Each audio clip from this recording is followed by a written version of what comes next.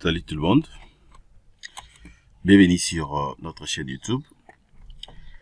Nous allons répondre à une autre question d'un abonné également comme d'habitude.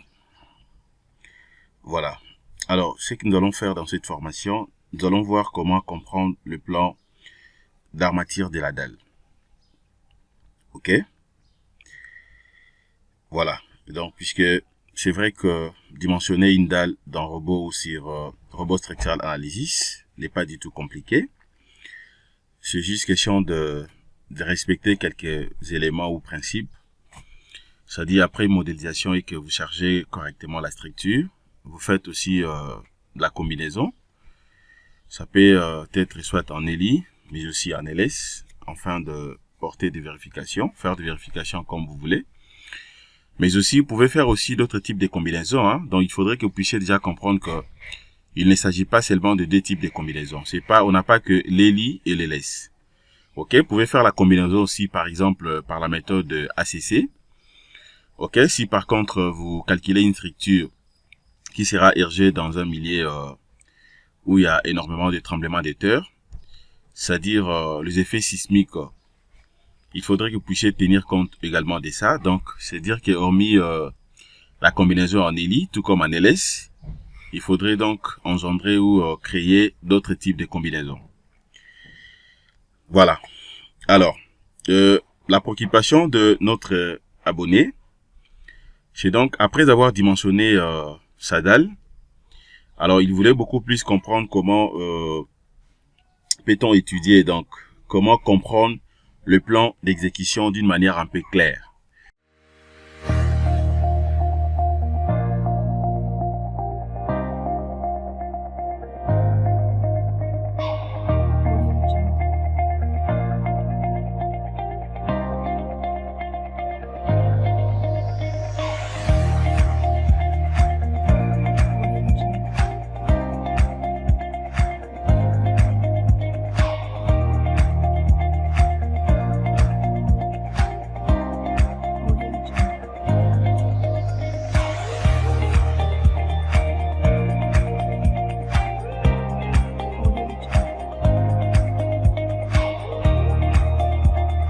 Salut très chers abonnés.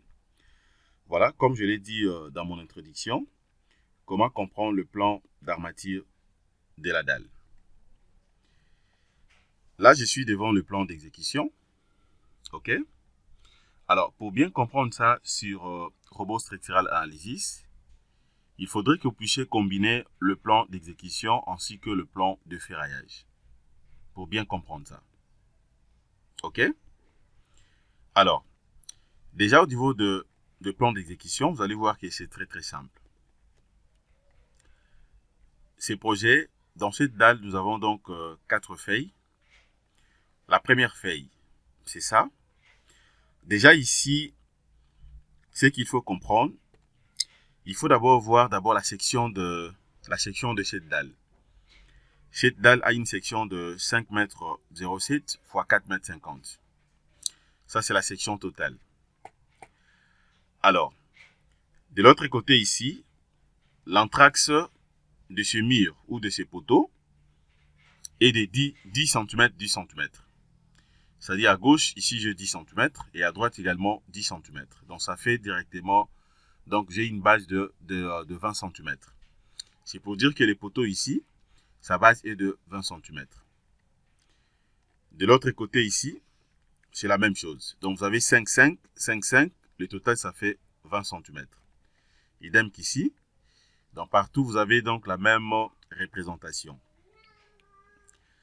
Alors, déjà, c'est que vous voyez ici à l'intérieur, ici, le 2,1, 0,12, ça représente tout simplement l'épaisseur de la dalle. C'est pour dire que la dalle que vous voyez ici, c'est une dalle qui a une épaisseur de 12 cm. C'est donc 12 cm de l'épaisseur de la dalle. Voilà. Ces petits schémas, ça représente tout simplement le sens des armatures. C'est-à-dire, les X, c'est suivant cette direction, que je peux appeler donc l'abscisse. C'est suivant cette direction. Les Y, c'est suivant cette direction, donc l'ordonnée. Alors, maintenant, si je viens ici, au niveau de cette cartouche, j'ai la possibilité de comprendre également la surface des coffrages. C'est pour dire que la surface totale des coffrages de cette dalle, ça fait 21,6 mètres carrés. Le béton, ça fait 2,59 mètres cubes. Rien qu'avec ça, et la surface des coffrages, je peux faire déjà dans le devis de cette dalle. L'enrobage que j'ai utilisé ici, l'enrobage supérieur est de 3 cm, inférieur aussi est de 3 cm. Donc là, je crois qu'il n'y a pas de problème. Ça, c'est tout simplement le numéro de la dalle la plus chargée. OK? Et puis des chiens de coffrage de la dalle. Voilà, son épaisseur, c'est ça. Ça fait donc 12 cm. C'est justement au niveau du rez-de-chaussée. Maintenant, je viens là, je vais prendre la deuxième phase. Au niveau de la deuxième page ici, je viens d'abord là. OK? Regardez ce qu'il me dit. C'est-à-dire, suivant cette direction, la direction des X, déjà, il faut comprendre que le bar qu'il m'a proposé ici, j'ai le bar de 10. Donc, cette dalle sera armée avec le bar de 10. Sa longueur développée ici, cette longueur développée, ça fait 4,49 m. L'épaisseur, donc l'espacement entre deux barres, est de 12 cm. OK? Et des 12 cm suivant la direction des X dans ce sens. Alors, de l'autre côté, c'est la même chose. Toujours barre de 10. Sa longueur développée est de 4,79. L'épaisseur toujours 12 cm. Suivant toujours la direction des X. Là, maintenant, c'est suivant la direction des Y. Regardez très bien le sens. OK? Toujours, je vais utiliser le même barre de 10. Sa longueur, dans ce sens, ça fait 1,36. Mais l'épaisseur, l'espacement entre deux barres, toujours des 12 cm. C'est pour dire que j'aurai des mailles, des mailles carrées. Ça sera 12 x 12. OK? Donc là, je crois que c'est vraiment simple. Voilà. Dans l'autre sens aussi, c'est la même chose. Donc, comprenez seulement que vous avez tout simplement deux axes ici. Il y a X et puis vous avez Y. Mais vous allez voir que suivant la direction des X, vous avez tout simplement des types de cotations. Suivant la direction des Y également, vous avez des cotations. C'est-à-dire quoi? Suivant la direction des X, il faut comprendre déjà qu'ici, vous avez donc des nappes. OK? Il faut voir d'abord la nappe inférieure. Vous aurez donc des coordonnées. Coordonnées suivant la direction des X et coordonnées suivant la direction des Y. Mais tout simplement au niveau de la nappe inférieure. Alors, si vous montez maintenant au-dessus, vous aurez la même chose également, des coordonnées, suivant la direction des X et suivant la direction des Y, mais cette fois-ci, au niveau de la nappe supérieure. Donc, ça dépend de la dalle, du type de dalle que vous avez dimensionné. Par rapport à ces projets, donc, c'est ça, sa représentation. Je vais prendre maintenant la troisième page. Regardez, donc, c'est la même configuration. La même configuration, vous avez le bar de 10. La longueur développée ici, ça fait 1,36. L'épaisseur, ça fait 12. Regardez l'essence, c'est comme je l'ai dit là. Vous voyez? Regardez très bien l'essence. Donc, c'est ça. C'est vraiment facile à comprendre. De l'autre côté aussi, c'est la même chose. Je prends maintenant la dernière page. Là, vous avez un petit tableau sous forme de bordereaux pour avoir plus de détails. Vous avez les numéros, OK, la numérotation, les armatures, sa longueur, dont les longueurs développées, la forme, type d'acier. Pour la dalle que vous voyez ici, j'avais utilisé les hautes adhérences 500 et puis le nombre des éléments. Tout est là, c'est bien détaillé.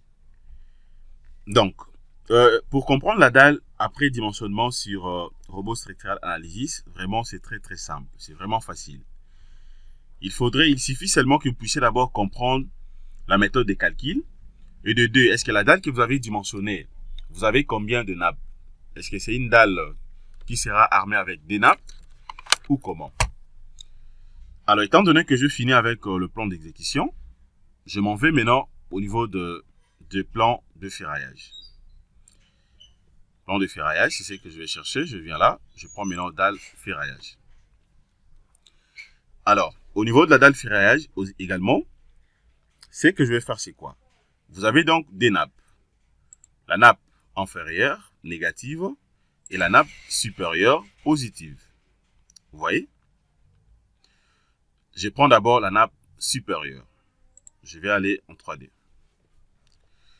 Regardez la disposition de la nappe supérieure. Au niveau de la nappe supérieure, déjà ici, vous allez voir que j'ai deux types de barres. Donc, il y a les barres suivant la direction des X pour la nappe supérieure. Et puis, j'aurai des barres également suivant la direction de Y pour la nappe supérieure. Vous voyez? Même de l'autre côté aussi la même chose. Je clique là, c'est ça. Alors, je peux vérifier aussi pour la nappe inférieure. Quand je viens là, regardez. Vous allez voir la différence seulement, ça se diffère beaucoup plus au niveau des sens, hein, les sens des crochets.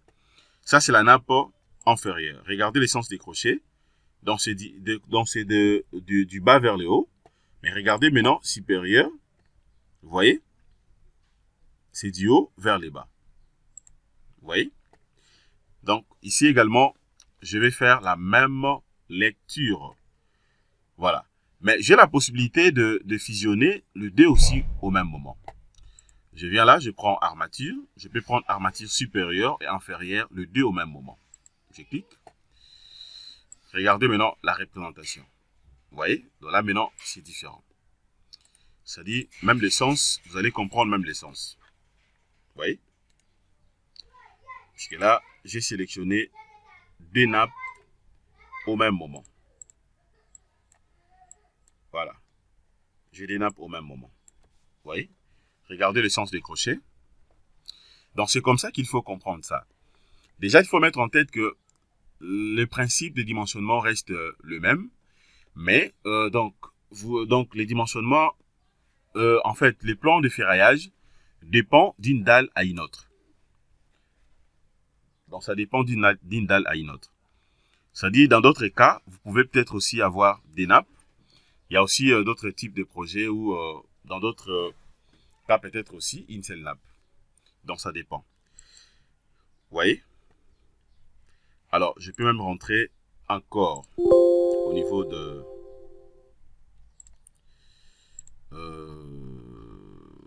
si je peux, je vais prendre maintenant les projets en question, les bâtiments, pour voir à quoi ça ressemble. Je peux cliquer là. Je prends tout simplement le projet. Hein. Voilà, les projets que j'ai étudiés, c'est ça en fait. Vous voyez? Donc, c'est comme ça que vous serez à mesure de comprendre en fait le plan et de ferraillage de la dalle. Puisque lorsque vous allez donner ça au